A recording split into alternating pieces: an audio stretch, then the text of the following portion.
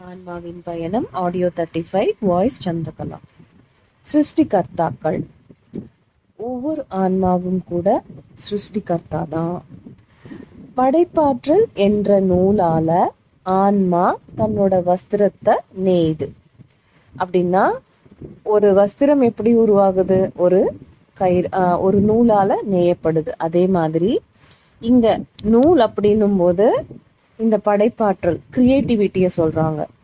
Creativity அப்படின்ற நூலால ஆன்மா என்ற வஸ்திரம் உருவாக்கப்படுது. இப்போ கிரியேஷன் அப்படின்னு சொல்லும்போது கிரியேட்டிவிட்டி அப்படின்றது எப்பவுமே இருந்துகிட்டே இருக்கு. கிரியேட்டிவிட்டி அப்படின்னாலே ஆன்மாவோட மறுபெயர், இன்னொரு பெயர் அப்படின்னு கூட சொல்லலாம். பிரம்மாத்மா அப்படின்னா என்ன? நம்ம சுயமான காஸ்மிக் அப்படின்னா விஸ்வமய சைத்தன்யம், காஸ்மிக் கான்ஷியஸ்னஸ்.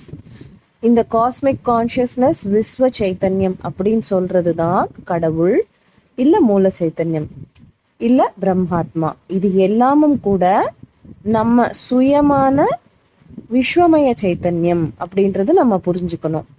இந்த உலகங்கள், தலங்கள், லோகங்கள், இது எல்லாம் கூட இந்த சிருஷ்டி, இது எல்லாம் கூட எப்படி ஆகுது அப்படின்னா நம்மளோட காஸ்மிக் கான்ஷியஸ்னஸால ஆகுது. அப்படின்னா விஸ்வமய சைத்தன்யத்தால இது எல்லாமே உருவாக்கப்படுது. இப்ப உருவாக்கப்படுறதும் உருவானதும் உருவாக்க போவதும் எல்லாமும் கூட இந்த விஸ்வமய சைத்தன்யத்தால தான் நடக்குது.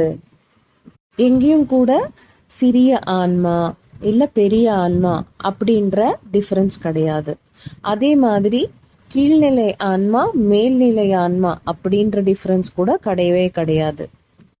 இந்த சிருஷ்டிகர்த்தா ஆன ஒவ்வொரு ஆன்மாவிலையும் இருப்பது என்ன அப்படின்னா 2 விஷயங்கள், ஒருமை மற்றும் சமமானது, சமத்துவம்.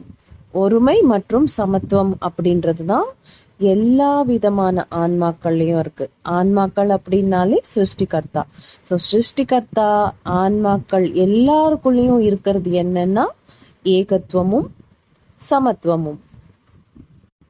ஸோ இங்க மாஸ்டர்ஸ் நம்ம என்ன புரிஞ்சுக்கணும் அப்படின்னா நம்ம எல்லாருமே ஆன்மாக்கள் தான், நம்ம எல்லாருமே சிருஷ்டிகர்த்தா தான், நம்ம உருவாக்குனது தான் இந்த வாழ்க்கை. நம்ம அந்த அந்த ஒரு அந்த பக்கம் அப்படின்னு சொல்றோம் இல்லையா, அந்த மறுபக்கத்துல இருக்கும்போது பல விஷயங்கள் நம்ம சிருஷ்டி செய்கிறோம். அந்த சிருஷ்டி தான் இங்க நம்ம இந்த மனித ரூபத்துல, இந்த பௌதிக உலகத்துல நம்ம கிரியேஷன் ஆகுது. அங்க கிரியேட்டரா இருக்கும், இங்க அந்த கிரியேட்டர் பண்ண கிரியேஷன் தான் நம்ம இப்ப வாழ்ற வாழ்க்கை. ஸோ இது இங்க என்ன சொல்றாங்கன்னா பாஸ்ட், ப்ரெசன்ட், ஃபியூச்சர் எல்லாமும் கூட ஆன்மாவால உருவாக்கப்பட்டது தான், சிருஷ்டி செய்யப்பட்டது தான். எல்லாமும் கூட உங்க பாஸ்ட் ஆகட்டும், உங்க ப்ரெசன்ட் ஆகட்டும், உங்க ஃபியூச்சர் ஆகட்டும், எல்லாமும் கூட உங்க ஆன்மாவோட சிருஷ்டி தான்.